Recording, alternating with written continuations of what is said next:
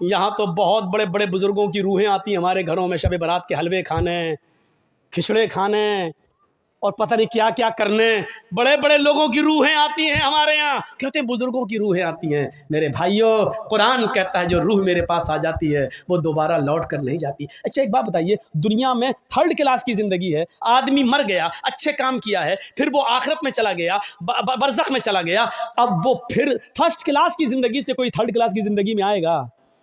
مولانا جرجیس بہت اچھے نیک عمل کیے، اب ہم مر گئے، اب ہم مرنے کے بعد اللہ نے مجھے اعلی علیین کے اندر میری روح کو داخل کر دیا، اب ہم دنیا میں دوبارہ آنا چاہیں گے، ان نعمتوں کو چھوڑ کر دنیا میں ہم دوبارہ آئیں گے، پھر فائدہ کیا ہے؟ دنیا کی تھرڈ کلاس کی زندگی کو چھوڑ کر ہم فرسٹ کلاس میں اچھی زندگی میں گئے ہیں، پھر ہم دنیا میں کیوں آنا چاہیں گے؟ میرے بھائیوں، جو بزرگ دنیا کی زندگی میں عمل کر کے اللہ کو پیارے ہو گئے ہیں، وہ اللہ کے پاس سے لوٹ کر دنیا میں دوبارہ کیوں آنا چاہیں گے؟ اتنی موٹی سی بات ہماری آپ کی عقل میں نہیں آتی ہے. میرے بھائیوں، جس آپ کے ذکرہ گاؤں کے اندر اگر مجھے پکڑ کے مارا جائے، ٹھوسا جائے، اچھا کمینے پچھلی سال تو کیوں نہیں آیا تھا بول، یہ اب پکڑ کے کوئی ہمیں باندھ کے مارے، پھر دوبارہ ہم ذکرہ گاؤں میں پروگرام دیں گے؟ کبھی نہیں دیں گے. ایک بار جو آدمی ہم مار کھا چکا ہو، دوبارہ کیوں وہ اس گاؤں میں پروگرام دے گا؟ میرے بھائیوں، جو آدمی دنیا میں مصیبتیں برداشت کر کے، نیک عمل کر کے، فجر کی نمازوں میں سردیوں میں اٹھ کر تکلیفیں برداشت کر کے اس نے اچھی زندگی پائی ہو، علیین کے اندر مقام پایا ہو، جنت کی کھڑکی اس کے لیے کھول دی گئی ہو، پھر وہ دنیا میں دوبارہ اس سے کہا جائے چلے تو دوبارہ کیوں آئے گا؟ پھر ہم کیوں جائیں اور عمل کریں؟ پھر کیوں ہم نمازیں پڑھنے کے لیے جائیں؟ ہمیں اللہ نے جب یہ انعام دے دیا تو ہم دنیا میں کیوں جائیں؟ میرے بھائیوں، پھر وہ دنیا میں دوبارہ تکلیف اٹھانے کے لیے کیوں آئے گا؟ اتنی موٹی سی بات ہمیں اور آپ کو سمجھنا چاہیے. اور یہی بات ہم بڑے پیار سے کہتے ہیں تو ہمارے بھائی کہتے ہیں یہ آ گیا مولوی، جس نے اس کی تقریر سنی کافر، ان دور سے نکلو. اتر پردیش کے اندر یہی تو گیم کھیلا جا رہا ہے، لڑو لڑاؤ، مسلمانوں کو آپس میں بانٹو. الیکشن کے موقع پر اس کو منتر پڑھوایا گیا. کیوں؟ جو آدمی بابری مسجد سے لے کر اب تک ہمیشہ وروध کرتا آیا ہو مسلمانوں کا، قرآن کا، اسلام کا، وہ الیکشن کے موقع پر کسی مندر پہ جا کر دھرم کیوں چینج کر رہا ہے؟ کر نہیں رہا ہے، یہ بی جے پی کے اشارے پر کرایا گیا ہے. ایسے موقع پر کرو تاکہ ہمیں فائدہ ہو، چناوی فائدہ پہنچاؤ. میرے بھائیوں، یہ ہوگا.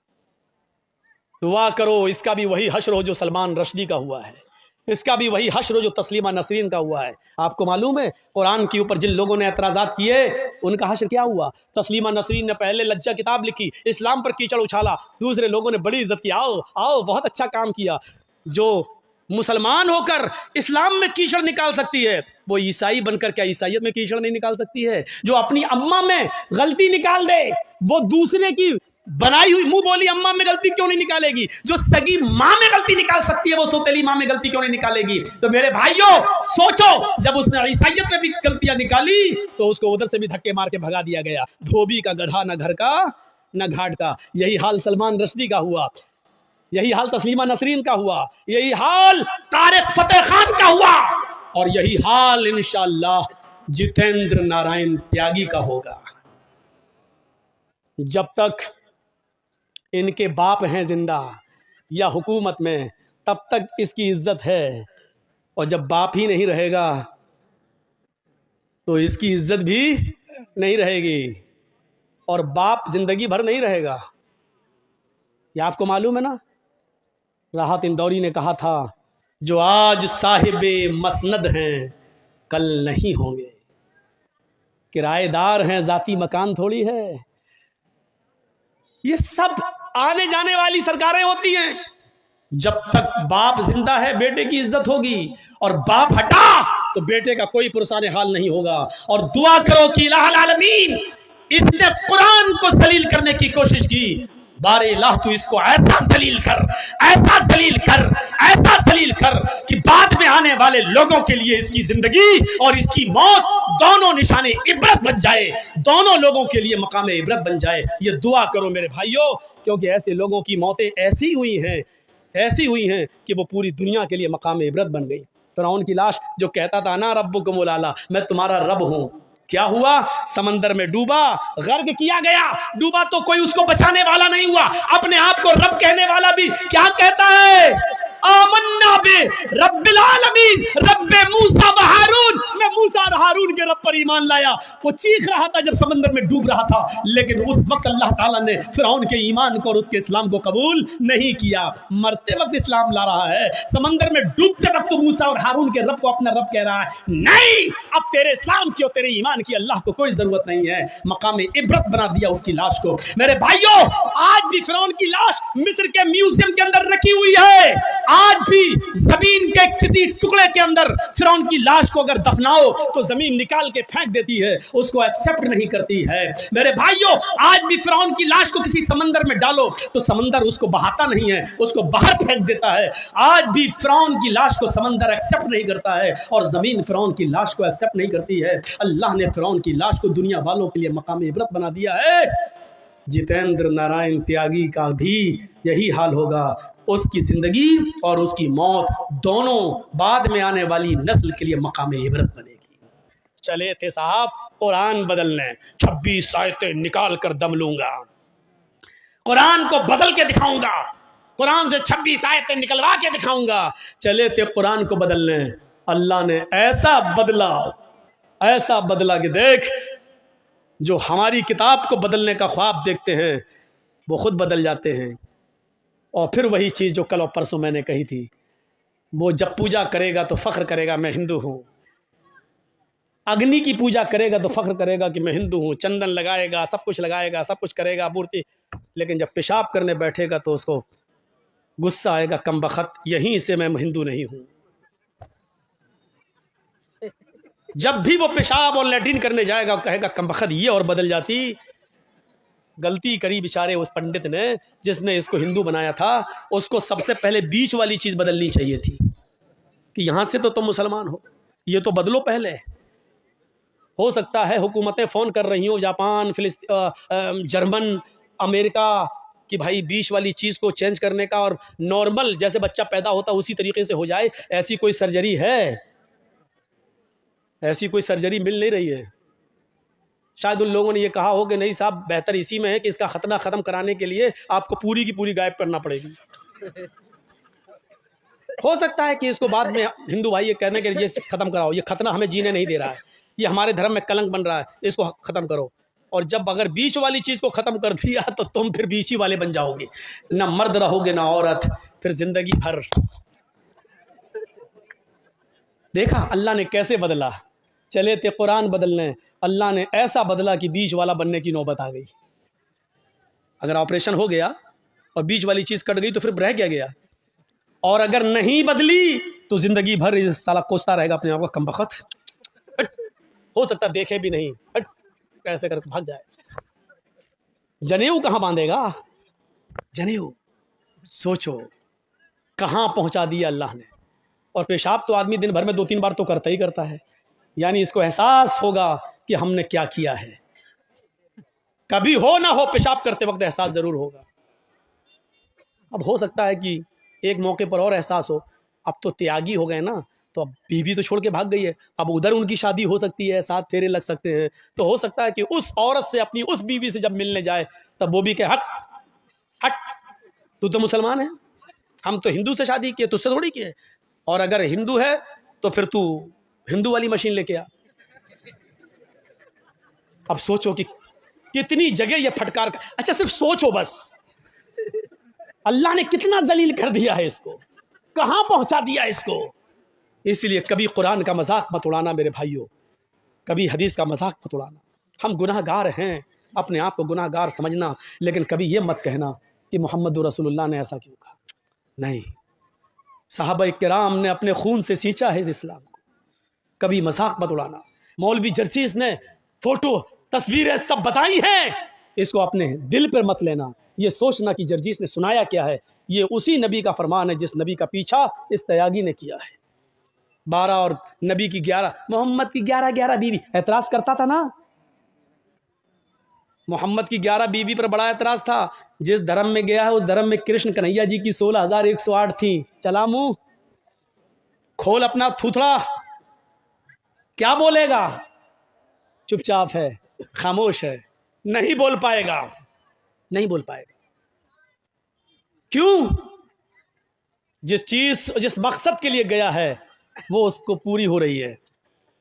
کیسوں سے بچنے کے لیے اور جو گھوٹالے اور گھپلے کیے تو اس سے بچنے کے لیے اور مزید دولت پانے کے لیے جہاں گیا تھا. انسان دولت کے لیے انسان کیا کرتا ہے. اسی لیے حضرت علی رضی اللہ تعالیٰ عنہ نے فرمایا تھا ارتحلت الدنیا مدبرتن وارتحلت الآخرت مقبلتن ولکل واحدۃ منہما بنون کونوا من ابناء الآخرہ ولا تکونوا من ابناء الدنیا. سنو میرے بھائیو، حضرت علی نے کیا کہا تھا؟ بخاری شریف کی حدیث کے الفاظ ہیں. حضرت علی کہتے ہیں ارتحلت الدنیا مدبرتن، لوگو یہ دنیا جو ہے جس کے پیچھے تم پڑے ہو، سونا اور چاندی، دولت، پیسہ اور مال جس کے پیچھے تم پڑے ہو، یہ دنیا تمہیں پیٹھ دکھا کر بھاگ رہی ہے. وارتحلت الآخرۃ مقبلتن، اور آخرت تمہارے سامنے آ رہی ہے، آخرت تمہارے سامنے آ رہی ہے. اچھا سنیے، میری عمر اس وقت 40 کے قریب ہو چکی ہے، 1-2 سال اوپر ہی ہے، کم نہیں ہے. تو 40 سال کا مطلب کیا ہوا ہے؟ 40 سال مان لیجیے اللہ نے میری زندگی 70 سال کی دی ہے، تو اس کا مطلب کیا ہوا؟ ایک مثال دے رہا ہوں. 40 سال دنیا نے مجھے پیٹھ دکھا دیا ہے، دنیا مجھے پیٹھ دکھا چکی ہے. 40 سال مجھے پیچھے چھوڑ چکی ہے، دنیا نے مجھے 40 سال کے پیٹھ دکھا دی ہے.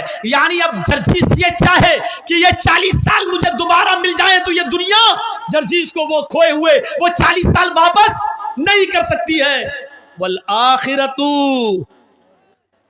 مقبل، اور آخرت جو ہے وارتحلت الآخرۃ مقبلتن، اور آخرت سامنا کر رہی ہے. یعنی 40 سال ہماری دنیا سے چھوٹ گئے اور آخرت کے 40 سال ہم قریب ہو گئے. یعنی آخرت آ رہی ہے اور دنیا پیچھے جا رہی ہے. تو اللہ کے نبی کیا فرماتے، حضرت علی کیا کہتے ہیں؟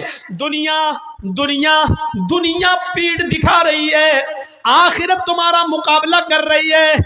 دنیا جیسے جیسے تمہیں چھوڑتی جا رہی ہے، آخرت ویسی ویسے تمہارے قریب آتی جا رہی ہے.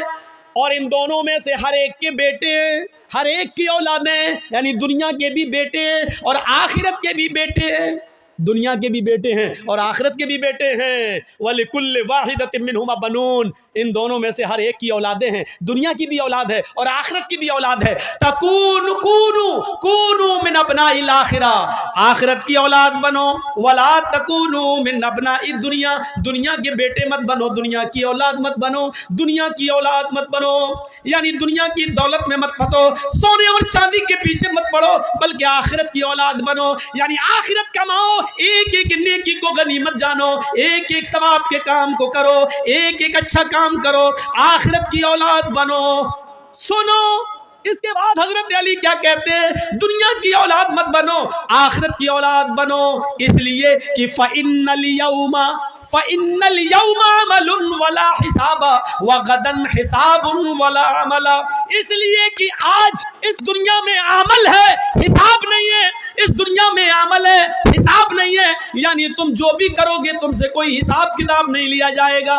دنیا میں نماز پڑھو گے تم سے حساب کتاب نہیں لیا جائے گا، روزہ رکھو گے کوئی پوچھ تاچھ نہیں ہوگی، شراب پیو گے تو تم سے کوئی پوچھے گا نہیں، جوا کھیلو گے تو تمہارا کوئی حساب کتاب نہیں ہوگا. اب یہ تمہیں سوچنا ہے کہ نماز پڑھنا ہے، روزے رکھنا ہے، حج کرنا ہے، زکوٰۃ دینا ہے، مدرسوں میں چندہ کرنا ہے یا نہیں دینا یا نہیں، یہ ساری چیزیں تمہیں سوچنا ہے. تمہیں سوچنا ہے یا شراب پینا ہے، جوا کھیلنا ہے، زنا کرنا ہے، کیا کرنا ہے، یہ تمہیں سوچنا ہے. لوگو فَإِنَّ الْيَوْمَ عَمَلٌ وَلَا حِسَاب، دنیا میں عمل ہے، حساب نہیں. آج عمل ہے، کوئی پوچھ تاچھ کرنے والا نہیں. وَغَدًا حِسَابٌ وَلَا عَمَل، اور کل قیامت کے دن حساب و کتاب ہوگا، کوئی عمل نہیں. کل قیامت کے دن حساب کتاب ہوگا، کوئی کام نہیں. اب نہ شراب پینے دی جائے گی، نہ نماز پڑھنے دیا جائے گا، نہ تمہیں روزہ رکھنے دیا جائے گا، نہ جوا کھیلنے دیا جائے گا. کل صرف حساب ہی حساب ہوگا، کوئی عمل نہیں ہوگا. آج عمل ہی عمل ہے، اچھا کرو یا برا کرو، کوئی حساب نہیں ہے. اب تمہیں سوچنا ہے اچھا کرنا یا برا کرنا ہے. آج عمل ہے، حساب نہیں. کل حساب ہے، عمل نہیں. دنیا میں عمل ہے، کوئی پوچھ تاچھ کرنے والا نہیں، اور آخرت میں حساب ہے، کوئی عمل کروانے والا نہیں. میرے بھائیوں، اب ہمیں اور آپ کو سوچنا ہے کہ ہمیں کیا کرنا ہے. یہ حضرت علی رضی اللہ تعالیٰ عنہ نے بیان کر دیا ہے اور بتا دیا ہے. اب ہمیں اور آپ کو اپنی زندگی کے بارے میں سوچنا ہے کہ ہمیں کیا کرنا ہے اور کیا نہیں کرنا ہے.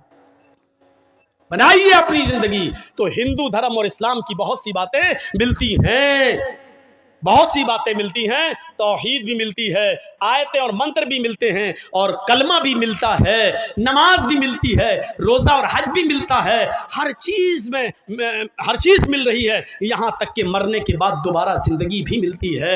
हिंदू धर्म में भले ही ये कहा जाता हो कि 7 जन्म है, इंसान मरने के बाद अच्छे कर्म किए होंगे तो इंसान बनेगा, बुरे कर्म किए होंगे तो कुत्ता बिल्ली चूहा बंदर चुचुंदर ये सब बनेगा। लेकिन हकीकत ये है मेरे भाइयों कि हिंदू धर्म के अंदर भी मरने के बाद एक ही जन्म है।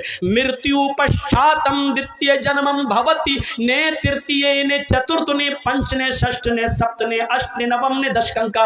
मरने के बाद तुम्हारा एक दूसरा जन्म होगा, न तीसरा न चौथा न पांचवा न छठा न सातवां न आठवां न नवा न दसवां। यानी मरने के बाद तुम्हें दोबारा इंसान बनाया जाएगा, तुम्हें इंसान की शक्ल में दोबारा लाया जाएगा, तुम कुत्ता बिल्ली चूहा बंदर नहीं बनोगे। यही कुरान कहता है कि मरने के बाद ऐ लोगों हम तुम्हें दोबारा जिंदा करेंगे, हम तुम्हारी हड्डियों के पोर तक को बना देंगे। क्या तुम ये समझते हो? अयहसबुल इंसानु अल्लन नजमा इज़ामा, इंसान ये सोचता है कि हम उसकी हड्डियों को हरगिज़ जमा नहीं कर पाएंगे। बला कादिरीन अला अन नुसव्विया बनाना, अरे हड्डियां तो छोड़, हम हड्डियों उंगलियों के पोर तक बनाने के ऊपर कादिर हैं। उंगलियों के पोर क्या हैं? ये उंगली है, ये पोर है। और अल्लाह ताला ने यह उंगली क्यों कहा है? उंगलियों के पोर भी, यानी मरने के बाद इंसान की हड्डी गड्डी सब मिल जाए, सड़ जाए, गल जाए, कुछ भी हो, और जब क़यामत के दिन अल्लाह जिंदा करेगा तो अल्लाह कह रहा हम हड्डी नहीं, उंगली नहीं, उंगलियों के पोर तक बनाने पर कादिर हैं। जैसा था वैसा। आज आप देख लीजिए, एक उंगली दूसरे इंसान की उंगली से अलग होती है। आपने आधार कार्ड बनवाया है, आपका वो लगा होगा फिंगरप्रिंट, आपने गए होंगे ऐसे, ये अंगूठा। क्यों?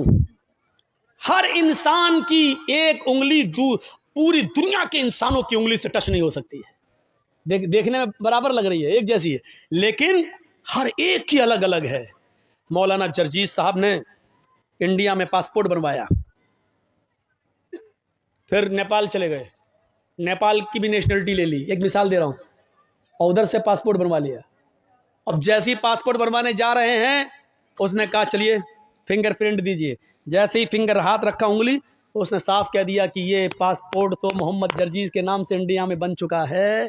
फिंगरप्रिंट आपका बता रहा है कि आपका ये पासपोर्ट बन चुका है, और आप यहाँ नाम बदल रहे हैं, जमील अख्तर रख रहे हैं, आप नाम यहाँ पर बदल कर आप हारून इदरीस मूसा ईसा रख रहे हैं, आपका नाम तो मोहम्मद जर्जीस है और ये आपका पासपोर्ट बन चुका है, लीजिए।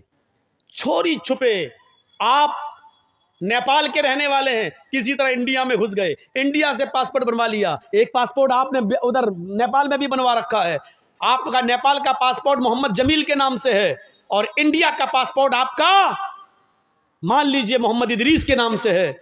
आप किसी तरीके से वीज़ा ईज़ा लेके दुबई अमेरिका कहीं जा रहे हैं, वहाँ जैसे ही पहुँचते हैं वहाँ फिंगरप्रिंट लिया जाता है, पता चलता है कि आप मोहम्मद इदरीस नहीं हैं, आप मोहम्मद जमील हैं, और आप इंडिया से आए हैं, आपका पासपोर्ट बन चुका है नेपाल में मोहम्मद जमील के नाम से। वहीं पर पुलिस पकड़ेगी और आपको नेपाल की गवर्नमेंट के हवाले कर दिया जाएगा और भेज दिया जाएगा। जब उंगली, एक उंगली दूसरे अलग, अल्लाह ताला उसी उंगलियों से हर इंसान को, उसके पोर से और उसके फिंगर से हर इंसान को अलग अलग जिंदा करेगा। मेरे भाइयों, अल्लाह कहता हम उस पोर को भी बनाने पर कादिर हैं। भला कादिरीन अला नुसव्विया बनाना, हड्डियां तो बहुत दूर की बात, हम उंगली और उंगलियों में जो फिंगर प्रिंट होते हैं, जो हल्के हल्के निशान होते हैं, हम उनको भी बनाने पर कादिर हैं। बच नहीं सकता इंसान, उसका हिसाब व किताब लिया जाएगा मेरे भाइयों, और ये अकल में भी नहीं आती है। अच्छा ये बताओ, ज़मीन में आप गेहूं डालोगे तो गेहूं पैदा होगा ना, चावल डालोगे तो क्या पैदा होगा? चावल। आम की गुठली ज़मीन में डालोगे तो उससे क्या पैदा होगा? आम। क्लियर है? कभी आपने देखा हो कि बोया हो आम और पैदा हो गया हो अमरूद? कभी आपने देखा है बोया हो आपने अंगूर और पैदा हो गया हो तरबूज? कभी आपने सुना? नहीं सुना। आम डालोगे आम पैदा होगा, तरबूज बोगे तो तरबूज पैदा होगा, लौकी कद्दू डालोगे तो लौकी और कद्दू पैदा होगा। جو چیز تم زمین کے اندر ڈالو گے اس سے وہی چیز نکلے گی اور اسی کا پھل نکلے گا. عقل بھی یہی کہتی ہے. مرنے کے بعد انسان کو جب تم قبر میں دفن کرو گے، زمین میں گاڑو گے، تو انسان سے انسان ہی پیدا ہوگا یا کتا بلی چوہا بندر پیدا ہو جائے گا؟ جب آم سے امرود پیدا نہیں ہو سکتا تو انسان سے کتا بلی چوہا بندر کیسے ہو جائے گا؟ وہ ڈارون کی تھیوری غلط ہے. ہم ابھی اس طرف نہیں جانا چاہتے کہ پہلے انسان بندر تھا اور دھیرے دھیرے ترقی کرتے کرتے کیا بن گیا ہے. ہم ابھی اس طرف نہیں جانا چاہتے ہیں، اور نہ ہم اس سائنس کو اور اس کے پنوں کو ہم یہاں چھیڑنا چاہتے ہیں. ہمارے سامنے نسل اور قوم بھی ویسی ہونی چاہیے جو اس طریقے کی تقریروں کو سمجھ سکے. یہاں تو یہ حال ہے کہ آدھا گھنٹہ مولانا جرجیس کو دیکھا اور اس کے بعد فیلڈ سے لوگ اٹھ جاتے ہیں، اس لیے کہ ہندی ان کی سمجھ میں نہیں آتی ہے. میری تقریر صرف عورتوں کے سمجھ میں آتی ہے، بنگال کی، اس لیے کہ مردوں سے زیادہ عورتیں سیریل دیکھ رہی ہیں. ساس بھی کبھی بہو تھی، الف بابا، علی کا 40 چور، یہ سب سیریل ہماری ماں بہنیں دیکھ رہی ہیں اور وہی دیکھ دیکھ کے اپنے شوہروں پہ حکومت کر رہی ہیں. آپ کو معلوم ہے نا، ایک بار ہمارے پاس بھی ایک عورت آئی تھی، بہت پہلے سنایا تھا میں نے. وہ عورت آئی کہتی مولانا صاحب تعویذ دے دو. کیوں؟ کہ میرا پتی میرا کہنا نہیں مانتا. ہم نے کہا کیا چاہتی ہو کہ تمہارا شوہر تمہارے کہنے پہ چلے؟ تم جہاں کہو اٹھے وہ اٹھے، تم کہو بیٹھے تو بیٹھ جائے؟ کیا چاہتی ہو تمہارا غلام بن جائے؟ تو کہا مولانا صاحب آپ نے تو میرے دل کی بات ہی چھین لی. دیکھیے عورتوں کی پلاننگ. ہم نے کہا اچھا ٹھیک ہے چلو تمہارا شوہر ایسا ہو جائے گا، تم کیا چاہتی ہو؟ کیا یہی چاہتی ہو؟ ہم نے کہا نام بتاؤ تمہارا. کیسا مولوی ہے؟ ہم نے کیوں کیا ہوا؟ نام لوں گی اپنے شوہر کا. کیوں؟ ارے نام لینے سے تو طلاق ہو جائے گی. ہمارے بڑے بڑے مولانا کہتے ہیں کہ پتنی کو پتی کا نام نہیں لینا چاہیے. ہم نے کہا اچھا، اور ہمیں اس کے منہ سے نام نکلوانا تھا. تو میں نے کہا کہ اچھا ایسی بات ہے. ہم نے کہا جب تک تم نام نہیں بتاؤ گی تو تمہارا پتی تمہارا غلام کیسے بنے گا؟ تعویذ میں نام لکھا جائے گا تبھی تو تمہارا پتی تمہارا غلام بنے گا. کہتے اچھا یہ بات ہے کہ ہاں. بلاتی ہے اپنی چھوٹی سی بچی کو، وہاں للا للو بولتے ہیں بریلی میں، لڑکے کو للا لڑکی کو للو. للو ادھر آ. ہاں کیا تیرے پاپا کا کیا نام ہے؟ بچی کہتی ہے رحمت اللہ. میرے پاپا کا نام رحمت اللہ. ہم نے کہا رحمت اللہ؟ ہاں ہاں ہاں ہاں. ہم نے کہا یہ تو رحمت اللہ بتا رہی ہے کہ ہاں یہی نام ہے. ہم نے کہا کیا نام ہے؟ کہا یہی جو بتایا بچی نے. پھر بھی نہیں بول رہی، وہ بھی بڑی ڈھیٹ ہے. تو ہم نے کہا کیا نام ہے؟ یہ بچی صحیح سے نہیں بول رہی کہ وہی بول رہی ہے. صحیح ہے کیا بچی؟ رحمت اللہ. ہم نے کہا رحمت اللہ کہ ہاں ہاں جو آپ بول رہے ہیں وہی ہے. تو ہم نے کہا یہ نام تو تمہیں لینا پڑتا ہے. کہ کبھی نہیں لیتی ہوں. ہم نے کہا تو اس کا مطلب تم نماز نہیں پڑھتی ہو؟ کہ نہیں نماز 5 ٹائم کی پڑھتی ہوں. ہم نے کہا نماز پڑھتی ہوں اس میں تو نام آتا ہے؟ کہ نہیں آتا ہے. ہم نے کہا نماز پڑھتی ہوں تو سلام نہیں پھیرتی ہو؟ کہاں پھیرتی ہوں؟ ہم نے کہا اس میں تو آتا ہے السلام علیکم ورحمۃ اللہ. رحمت اللہ آتا ہے کہ نہیں آتا ہے؟ تو کہتی ہے جب وہ نام آتا تو نہیں لیتی ہوں. تو ہم نے کہا پھر کیا کہتی ہو؟ تو کہتی جب وہ نام آتا تو میں کہہ دیتی ہوں السلام علیکم للو کے ابا. میں نام نہیں لیتی ہوں. السلام علیکم للو کے ابا، السلام علیکم للو کے ابا. بتائیے یہ حال ہے. اللہ کی قسم اس عورت نے یہ جملے کہے ہیں، مجھ سے کہے ہیں کہ میں نام نہیں لیتی ہوں. ہمارے مولویوں نے کہا کہ نام لیں گے تو طلاق ہو جائے گی. بتائیے لوگوں نے یہ بتا رکھا ہے، جبکہ بیوی اپنے پتی کا، بیوی اپنے شوہر کا نام لے تو یہ سنت ہے. یہ سنت ہے. دیکھیے اللہ کے نبی اپنی بیوی عائشہ سے کہتے ہیں عائشہ جب تم ناراض ہوتی ہو تو میں سمجھ جاتا ہوں کہ تم مجھ سے ناراض ہو، اور جب تم مجھ سے خوش ہوتی ہو تو میں سمجھ جاتا ہوں کہ تم مجھ سے خوش ہو. حضرت عائشہ نے کہا اللہ کے نبی کیسے؟ میں تو کبھی ظاہر نہیں ہونے دیتی ہوں اپنی ناراضگی، پھر آپ کیسے سمجھ جاتے ہیں؟ میں ناراض بھی ہوتی ہوں تو ہم ظاہر نہیں ہونے دیتے کہ میں ناراض ہوں، پھر آپ کیسے سمجھ جاتے ہیں؟ فرمایا عائشہ شوہر ہوں تمہارا، چہرہ پڑھتا ہوں، جانتا ہوں تمہیں. کہا نہیں بتائیے آپ میری ناراضگی کا پتہ کیسے لگاتے ہو؟ فرمایا عائشہ جب تم مجھ سے ناراض ہوتی ہو تو کہتی ہو کسی بات پر ابراہیم کے رب کی قسم. کیا کہتی ہو؟ نہیں ابراہیم کے رب کی قسم میں نے ایسا نہیں کیا، ابراہیم کے رب کی قسم میں نے کھانا کھا لیا، ابراہیم کے رب کی قسم. جب تم مجھ سے ناراض ہوتی ہو تو کہتی ہو ابراہیم کے رب کی قسم، اور جب تم مجھ سے خوش ہوتی ہو تو کہتی ہو محمد کے رب کی قسم. محمد کے رب کی قسم میں نے کھانا کھا لیا، آپ بھی کھائیے. اے اللہ کے نبی محمد آپ کے رب کی قسم، محمد کے رب کی قسم. عائشہ جب تم میرا نام لیتی ہو تو میں سمجھ جاتا ہوں کہ تم مجھ سے خوش ہو. عائشہ کی عمر کتنی ہے؟ 9 سال. اور اللہ کے نبی کی عمر کتنی ہے؟ 54، 54 سال. لیکن میاں اور بیوی کے درمیان اتنی لمبی عمر کا فاصلہ ہونے کے باوجود عائشہ کیا کہہ رہی ہیں؟ محمد کے رب کی قسم. اور اللہ کے نبی کیا کہہ رہے ہیں؟ نام لو. کیا کہہ رہے ہیں؟ نام نہیں لینا چاہیے. میں پتی ہوں. کیا کہہ رہے ہیں؟ جب تم مجھ سے خوش ہوتی ہو تو میں سمجھ جاتا ہوں کہ خوش ہو، کیونکہ تم کہتی ہو محمد کے رب کی قسم. یعنی بیوی جب اپنے پتی کا نام لے تو یہ محبت کی علامت ہے، محبت کی علامت ہے. میں تو کہتا ہوں کہ نام لینا چاہیے، ہر عورت کو نام لینا چاہیے. کچھ جاہل عورتیں کیا کہتی ہیں؟ بچے کا نام ہے فرید تو اپنے پتی کو بلائیں گی. آدمی کا نام ہے سلیم تو یہ سلیم نہیں، اے فرید کے پاپا سنو. اور جب تک فرید نہیں تھا تب تک کیا کہتی تھی؟ شادی تو تیری سلیم سے ہوئی ہے نا، فرید تو 1 سال کے بعد آیا ہے نا. 1 سال تک وہ کیا تھا؟ اے جی او جی. بس کہاں تم نے اپنے آپ کو بنا لیا اے جی سنو اجی سنو. اور جب بچہ پیدا ہو گیا اے فرید کے پاپا، اے نسیم کے پاپا. یہ عجیب سسٹم ہے. نام لو ڈنکے کی چوٹ پر. تو میرے بھائیو، حضرت فاطمہ نے بھی کیا کہا تھا؟ اے علی، جب میرا انتقال ہو جائے تو مجھے رات کی تاریکی میں عشاء کے بعد مجھے قبرستان لے جانا دفنانے کے لیے، دن کے اجالے میں نہیں. فاطمہ نے نام لیا، علی جب میرا انتقال ہو جائے تو دن کے اجالے میں مجھے دفن مت کرنا، قبرستان مجھے عشاء کے بعد لے جانا. فرمایا فاطمہ ایسا کیوں کہہ رہی ہو؟ اگر تمہارا انتقال فجر کے بعد ہو جائے تو کیا میں عشاء کے بعد لے جاؤں؟ تمہارے نبی نے، تمہارے ابو نے تو کہا میت کو جلدی قبرستان لے جاؤ. کہا سب کچھ ٹھیک ہے لیکن مجھے رات میں قبر میں لے جانا، رات میں دفنانا. کہا کیوں؟ کہا علی میں نہیں چاہتی ہوں کہ میرے مردہ جسم پر پڑے ہوئے کفن پر بھی کسی غیر مرد کی نظر پڑے. میرے مردہ جسم پر پڑے ہوئے کفن پر بھی کسی غیر مرد کی نظر پڑے. یہ تھا پردہ. یہاں تو ایک کتیا کے پیچھے 10 کتے لگے. سیکھو پردہ. یہ پردہ تھا. میرے مردہ جسم پر پڑے ہوئے کفن پر بھی کسی غیر مرد کی نظر نہ پڑے. یہ دیا ہے محمد کی بیٹی فاطمہ نے اسلام کا پردہ. یہ بتایا ہے محمد کی بیٹی فاطمہ نے کہ پردہ یہ ہوتا ہے، اور اسی کی دعوت دی اور اسی کی تبلیغ کی ہے. میرے پیارے ساتھ میں کوے کی چونچے مت مارو نماز پڑھتے وقت. بہت سے لوگوں کو آپ نے دیکھا ہوگا اللہ سے مطلب اللہ اکبر سبحان اللہ سبحان اللہ سبحان اللہ اللہ اکبر، کوے کی چونچے مار کے بھاگ رہے ہیں. نہ کمر سیدھی نہ قیام صحیح. تو آپ پہلے رکوع میں جائیں اور یہ انگلیاں کھلی رہیں.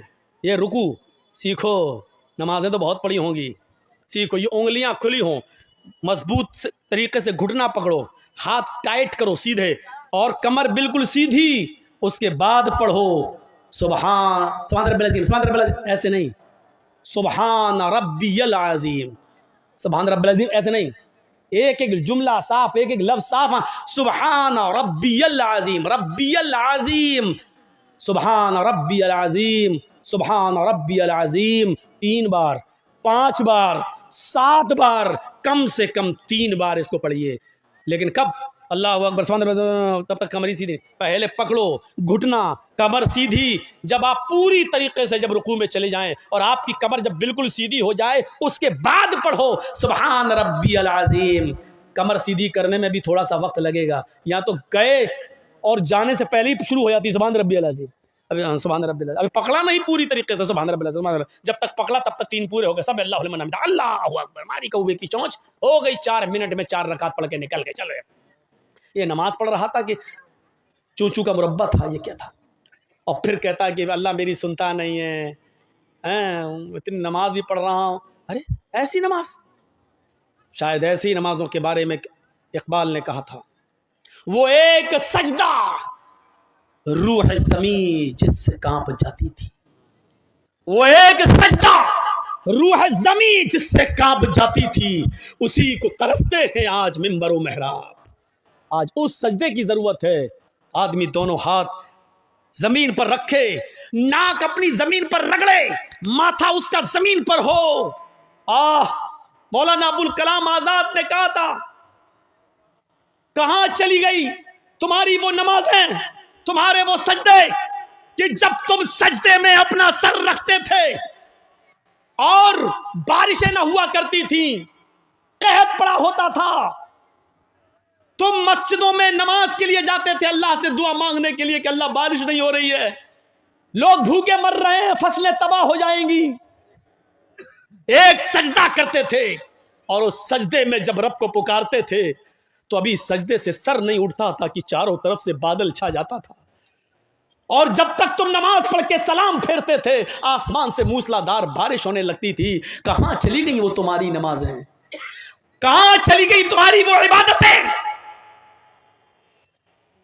آج تم سجدے میں جاتے ہو، کہتے ہو اللہ میرا حال دیکھ، اوپر سے آواز آتی ہے بندے اپنا نام اعمال دیکھ۔ ایک ہماری بھی نمازیں ہیں،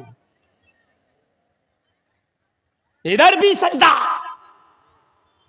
اللہ سے بھی مدد، غیروں کے سامنے بھی دامن پھیلے ہوئے، کہاں سے صدا سنیں؟ جو میں سر بسجدہ ہوا زمین پر تو آسمان سے آنے لگی یہ ندا، جو میں سر بسجدہ ہوا زمین پر تو آسمان سے آنے لگی یہ ندا، تیرا دل تو ہے صنم آشنا تجھے کیا ملے گا نماز میں؟ او میرے بندے تجھے نماز میں کیا ملے گا؟ تیرا دل لگا ہی نہیں ہے، تو نے رب کو معبود سمجھا ہی نہیں ہے، تو نے اللہ کو مشکل کشا جانا ہی نہیں ہے، تو نے رب کو حاجت روا مانا ہی نہیں ہے۔ نماز اس لیے پڑھ رہا کہ تیرے باپ دادا پڑھتے آئے ہیں، ارے نماز تو ساری مشکلوں کا حل تھا، نماز کے لیے تو حکم ہے، نماز کے لیے تو یہ حکم ہے کہ آئے میرے بندو صبر اور نماز کے ذریعے تم اللہ سے مدد مانگو۔ یا ایھا الذین آمنوا استعینوا بالصبر والصلاۃ، صبر اور نماز کے ذریعے تم اللہ کی مدد حاصل کرو، اللہ سے مدد طلب کرو۔ ان اللہ مع الصابرین، اللہ صبر کرنے والوں کے ساتھ ہے۔ چلیے آج تم سے ایک سوال کرتا ہوں اور دیکھتا ہوں کہ کتنے لوگ غور سے سن رہے ہیں میری بات۔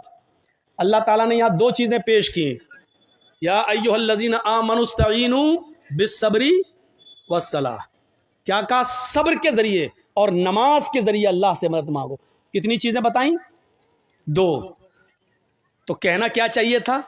اللہ تعالیٰ ان اللہ مع الصابرین والمصلین، اللہ تعالیٰ صبر کرنے والوں کے ساتھ اور نماز پڑھنے والوں کے ساتھ ہے۔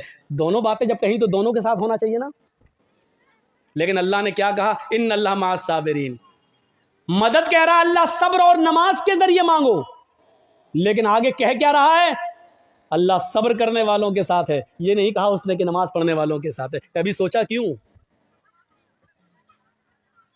اور کبھی آپ نے مولانا لوگوں سے سوال کیا کہ یہاں دو چیزیں بتائیں اللہ نے کہ صبر اور نماز کے ذریعے مدد مانگو، تو آگے یہ کیوں کہا کہ صبر کرنے والوں کے ساتھ اللہ ہے؟ یہ کیوں نہیں کہا کہ صبر کرنے والے اور نماز پڑھنے والوں کے ساتھ اللہ ہے؟ اچھا ایک بات بتائیے، نماز سب سے بڑی عبادت ہے عبادتوں میں، توحید کے بعد، کلمے کے اقرار کے بعد سب سے بڑی عبادت کیا ہے؟ نماز۔ تو نماز کا لفظ پہلے آنا چاہیے، نماز کا لفظ پہلے آنا چاہیے، لیکن آ کیا رہا پہلے؟ یا ایھا الذین آمنوا استعینوا بالصبر والصلاۃ، پہلے صبر آ رہا ہے بعد میں صلاۃ آ رہا ہے، یعنی پہلے صبر اور بعد میں نماز، ان دونوں کے ذریعے اللہ سے مدد مانگو۔ پہلے نماز آنا چاہیے لیکن پہلے صبر آ رہا ہے، کیوں؟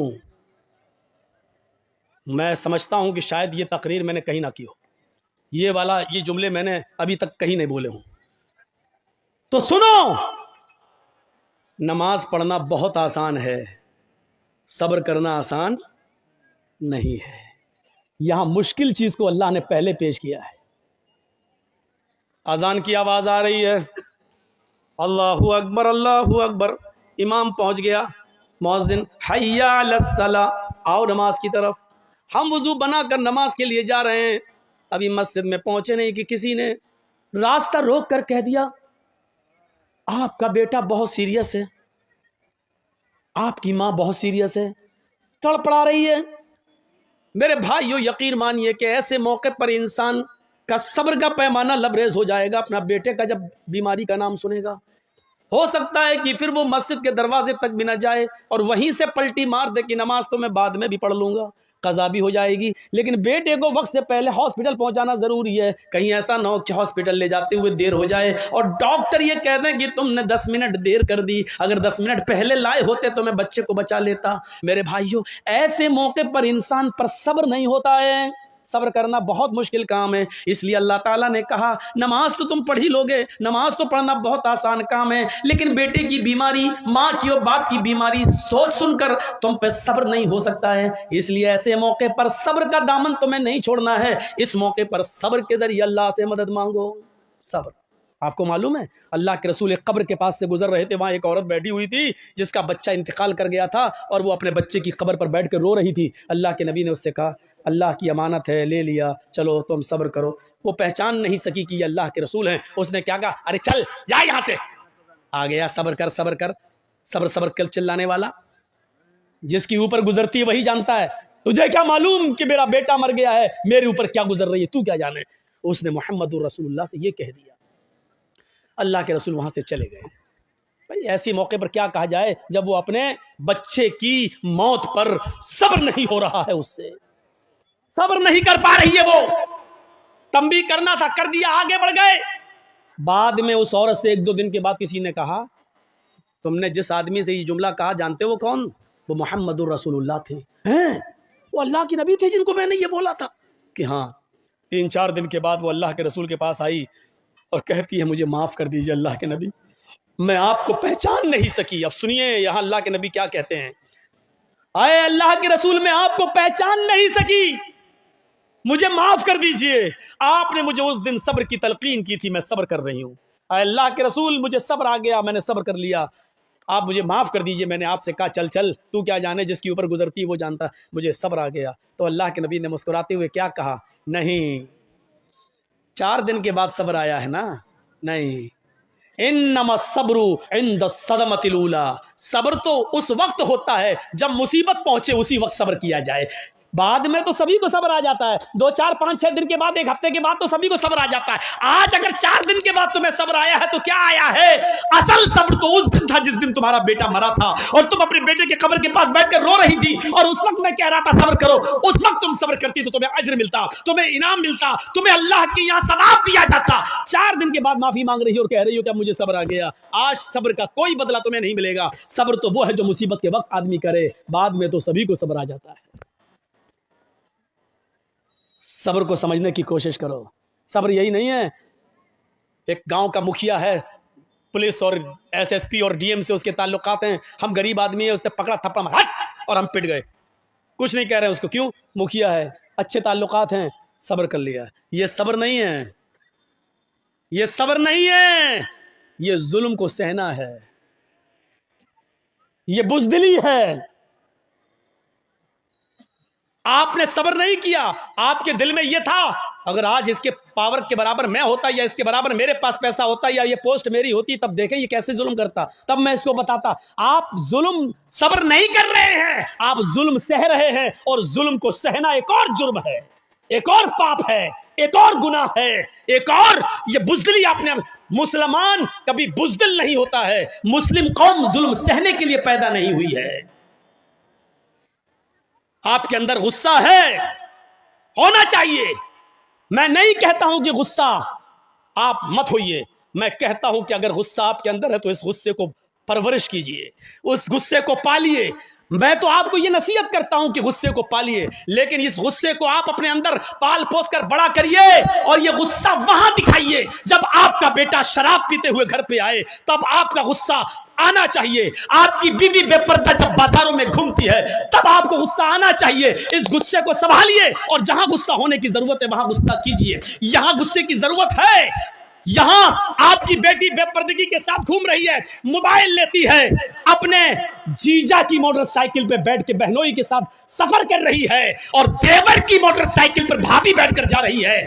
آپ کے اندر غصہ آنا چاہیے, اور آپ اپنے چھوٹے بھائی سے کہیں تیری ہمت کیسے ہوئی کہ تو نے اپنی بھابھی کو, یعنی میری بیوی کو پیچھے بٹھایا, موٹر سائیکل پہ بٹھایا. اور ایک سسر کو اپنے داماد پر غصہ آنا چاہیے کہ تو نے اپنی بیوی کو چھوڑ کر میری دوسری بیٹی جو تیری سالی ہے وہ تیری موٹر سائیکل پہ بیٹھ کے بازار یا اسکول کیوں گئی ہے. اس غصے کو سوال संभालिए और इस गुस्से की जरूरत है यहां पेश करने की। आप इस गुस्से को परवान चढ़ाइए। हराम है, हराम है, हराम है अगर कोई जीजा अपनी साली को अपनी बाइक में बिठाकर शॉपिंग कराता है।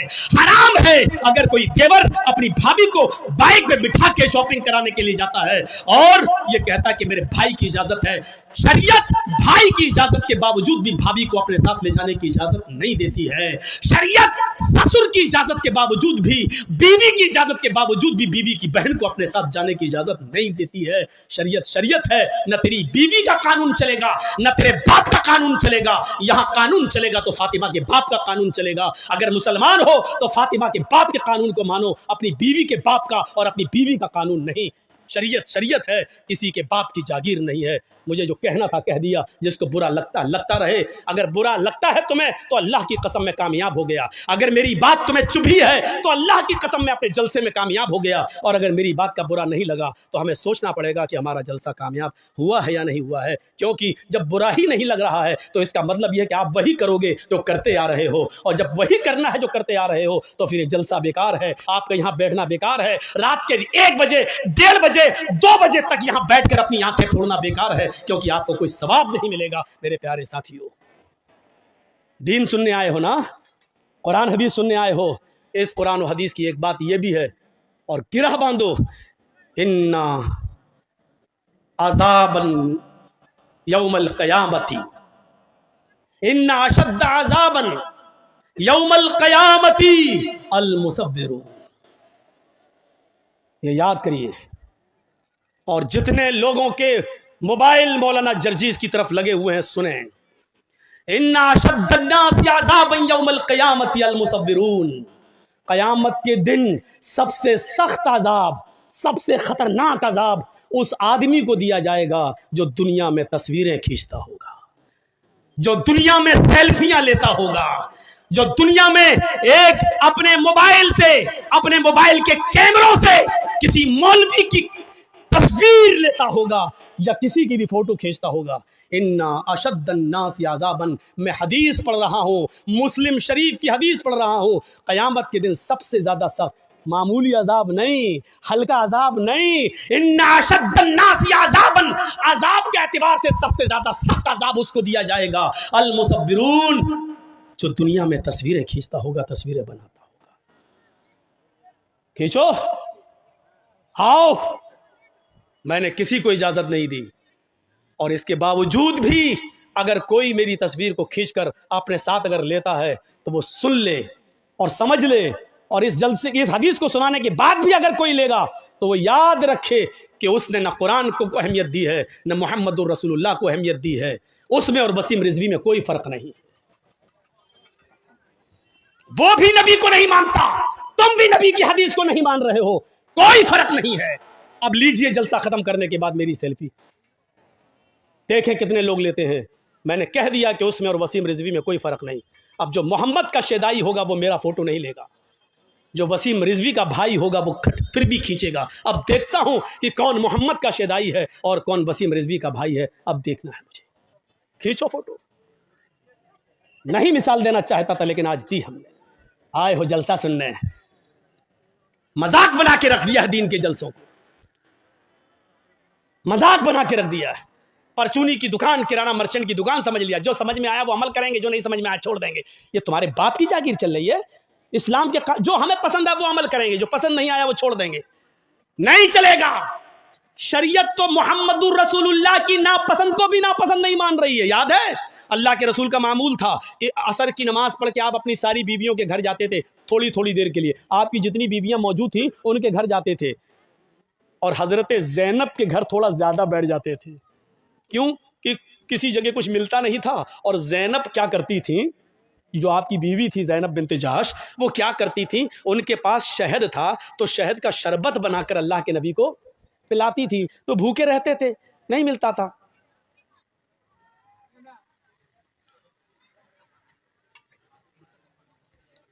कुत्ते की दुम 100 साल भी रखोगे नल के पाइप में और उसके बाद निकालोगे और ये सोचोगे सीधी हो जाएगी, सीधी नहीं हो सकती, वो टेढ़ी ही रहेगी। بالکل کتے کی تم سیدھی نہیں ہو سکتی ہے. ایسے ہی اتنا کہنے کے بعد بھی اس کا ضمیر دیکھو وہیں سے اٹھ رہا ہے, لگ رہا ہے مودی کا باپ ہے. کوئی پرواہ نہیں. ارے جب اتنا پیشاب لگتا ہے تو بیٹھتے کیوں ہو؟ اب اللہ جانے پیشاب کرنے گئے ہو یا موبائل پہ بات ہو گئی, اب فلاں جگہ ملیں گے, سب یہاں ہیں. بیٹا جس اسکول میں تم پڑھتے ہو اس کا ہیڈ ماسٹر رہ چکا ہوں میں, جا کر دیکھ لو.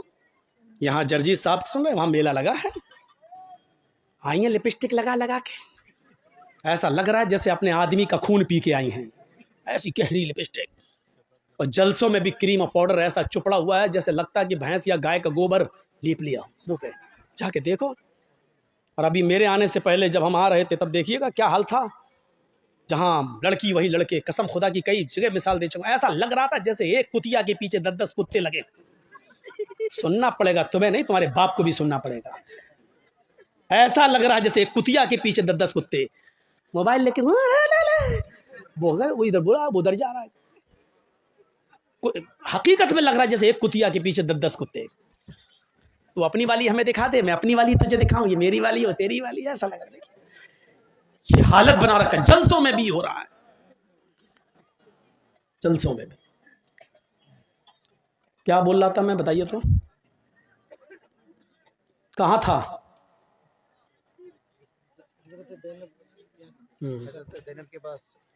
وہ کہہ رہا تصویر کی بات تو نکل گئی. اب حضرت زینب بنت جہش کے یہاں گئے, بھوکے رہتے تھے, تو وہ کچھ شہد کا شربت بنا کر اللہ کے نبی صلی اللہ علیہ وسلم کو پلاتی تھی, تھوڑی دیر ہو جاتی تھی. جس کی کئی بیویاں ہوں تو بیویوں میں تو آپس میں ٹسن رہتی ہی ہے. اچھا ان کے یہاں زیادہ کیوں بیٹھ جاتے ہیں, ہمیں اتنا ٹائم کیوں نہیں دیتے ہیں؟ تو ساری بیویوں نے صلاح کر لی. کیا صلاح کی؟ کہ اللہ کے رسول جس کے پاس بھی جائیں گے, زینب کے گھر سے نکل کے جس کے بھی پاس جائیں گے, ساری بیویاں نبی کی یہ ایک ہی بات بولیں گے کہ آپ کے منہ سے تو مغافیر کی ایک پودا ہوتا ہے, مغافیر ایک جڑی بوٹی ہوتی ہے, اس کی بدبو آ رہی ہے آپ کے منہ سے. تو اب اللہ کے نبی زینب کے گھر سے نکلے, دوسری بیوی کے یہاں گئے, انہوں نے کہا اللہ کے نبی آپ کے منہ سے تو بدبو آ رہی ہے, بدبو کہاں سے آئے گی؟ پھر آپ دوسری بیوی کے پاس گئے, انہوں نے بھی کہا بدبو آ رہی ہے. جب ساری بیویاں ایک ہی بات کہیں گی تو دماغ تو قبول کر ہی لے گا نا کہ اس کا سبھی ایک ہی بات کہہ رہی ہیں, تو اس کا مطلب بدبو. اور نبی اکرم کو بدبو سے سخت نفرت تھی. خوشبو بھی آپ اتنی لگاتے تھے کہ پسینہ بھی ٹپکتا تھا تو خوشبودار بن جاتا تھا. جس نبی کی حالت یہ ہو وہ بدبو کو کیسے پسند کرے؟ تو کہا کیا کھا کے آئے آپ زینب کے گھر سے؟ کہا شہد کا شربت پی کے آیا ہوں, اسی لیے بدبو آ رہی. تو اللہ کے نبی نے کہہ دیا آج کے بعد شہد کو میں ہاتھ نہیں لگاؤں گا, شہد مجھ پر حرام, نہیں پیوں گا, آج کے بعد نہیں کھاؤں گا. تو شہد کو اللہ نے حلال کیا, اور نبی نے کیا کہہ دیا, آج کے بعد میں شہد کو ہاتھ نہیں لگاؤں گا. غور کرو, تم اپنی مرضی سے جو چاہو پسند کر لو اور جو چاہو چھوڑ دو, وہ اسلام نہیں ہے. اللہ کے نبی نے شہد کو ناپسند کر دیا اور کیا کہا, آج کے بعد میں شہد کو نہیں پیوں گا, جاؤ شہد مجھ پہ حرام. فوراً آسمان سے جبرائیل وحی لے کر آ گئے اور کیا کہا, یا ایھا النبی لما تحرم ما احل اللہ لک, اے محمد صلی اللہ علیہ وسلم, اللہ نے جس چیز کو آپ کے لیے حلال کیا ہے, آپ کون ہوتے ہیں اس کو حرام کرنے والے؟ لما تحرم ما احل اللہ لک, آپ نے اس چیز کو اپنے اوپر حرام کیوں کیا ہے جس کو اللہ نے حلال کیا؟ اس قرآن کی آیت سے آپ کو پتہ چل رہا ہے کیا مطلب ہوا؟ اس کا مطلب یہ ہوا کہ اللہ کی طرف سے اگر کوئی چیز حلال ہے تو اس کو حرام کرنے کا اختیار اور حرام کرنے کا پاور محمد رسول اللہ کو بھی حاصل نہیں ہے. تو پھر ہمیں اور آپ کو یہ کیسے حاصل ہو جائے گا کہ ہمیں جو پسند ہو وہ عمل کر لیں, اور جو چیز ہمیں پسند نہیں ہے اس پر ہم عمل نہ کریں؟ جو چیز میری مرضی کے مطابق ہو اس کو ہم مان لیں, اور جو چیز میری مرضی کے مطابق نہ ہو اس کو ہم چھوڑ دیں. یہ کیسے ہو سکتا ہے جب نبی اپنی مرضی کے خلاف شہد کو حرام نہیں کر سکتے اپنے اوپر؟ جب نبی کو یہ پاور حاصل نہیں ہے تو تمہیں یہ پاور اور ہمیں یہ پاور کس نے دے دیا ہے؟ اگر ان تصویروں کی کوئی حیثیت ہوتی تو اللہ کی قسم اللہ تعالی اپنے نبی جناب محمد رسول اللہ کی تصویر کی حفاظت ضرور کرتا. لیکن دیکھ لو دنیا میں عیسائی بھی موجود ہیں, عیسائیوں کے پاس عیسیٰ کی تصویر موجود ہے, یہودیوں کے پاس موسیٰ کی تصویر موجود ہے, داؤدیوں کے پاس داؤد علیہ السلام کی تصویر موجود ہے, ابراہیم کو ماننے والوں کے پاس ابراہیم کی تصویر موجود ہے. سب نے ہندو بھائیوں کے پاس کرشن جی کی, رام چندر جی کی, شنکر جی کی, گنیش جی کی, ان کی تصویریں موجود ہیں. اگر دنیا میں کسی نبی کی تصویر موجود نہیں ہے تو وہ ہستی ہے جناب محمد رسول اللہ صلی اللہ علیہ وسلم کی، کیونکہ اگر آج نبی کی تصویر ہوتی تو کوئی آدمی نماز پڑھنے مسجد میں جاتا ہی نہیں، کوئی آدمی اللہ کے نبی کے روضہ اقدس پہ جاتا ہی نہیں، وہاں درود پڑھتا ہی نہیں، وہ اللہ کے نبی کی تصویر کو اپنے گھر لگا لیتا، وہ نبی کی تصویر پہ ہار یا مالا ڈال دیتا، یا تصویر کو اپنے گھر میں لگا کر 7 چکر اسی کے لگا کے کہہ دیتا کہ حج ہو گیا۔ میرے پیارے ساتھیوں، وہ نبی اکرم کی تصویر کو چھوٹے چھوٹے ٹکڑوں میں لے کر اس کا تعویذ بناتا، اس کو پہنتا، اور پھر نبی کا فوٹو اخباروں میں چھپتا، نبی کا فوٹو پیپروں میں آتا، اور کبھی اس کی کٹنگ ہوتی اور وہ پیروں کے نیچے روندا جاتا۔ اللہ تعالیٰ کو اپنے نبی کی یہ رسوائی اور بے عزتی گوارا نہ تھی میرے بھائیوں، اس لیے اللہ نے جناب محمد رسول اللہ کی کوئی تصویر دنیا میں باقی نہیں چھوڑی ہے، نبی کا کوئی فوٹو باقی نہیں چھوڑا، بلکہ نبی کی زبان سے یہ کہلوا دیا، اِنَّ أَشَدَّ النَّاسِ عَذَابًا يَوْمَ الْقِيَامَةِ الْمُصَوِّرُونَ، دنیا میں قیامت کے دن جہنم کے اندر سب سے سخت عذاب اس کو دیا جائے گا جس نے دنیا میں تصویریں بنائی ہوں گی، تصویریں کھینچی ہوں گی، اس سے کہا جائے گا ان تصویروں میں تو جان ڈال، ان تصویروں میں تو روح ڈال، اور ظاہر ہے کہ ان تصویروں میں وہ روح ڈال نہیں سکتا، پھر اللہ کی ایک پیدا کردہ مخلوق کی تو نے تصویر کیوں بنائی؟ جب اس میں جان ڈالنے کی طاقت نہیں تھی تو نے کیوں؟ اے شادیوں میں دولہا اور دلہن کے فوٹو کھینچنے والوں، آئے اپنے بستروں پر، اپنے بیڈ پر شادی کا میاں اور بیوی کا فوٹو لگا کر بیڈ پر چپکانے والوں، میاں اور بیوی کی تصویر اپنے کمرے میں لٹکانے والوں، تیار ہو جاؤ، ان اشد الناس عذابا یوم القیامہ، قیامت کے دن سب سے زیادہ سخت عذاب انہی کو ہوگا جو دنیا میں تصویریں کھینچتے ہیں، دنیا میں تصویریں بناتے ہیں۔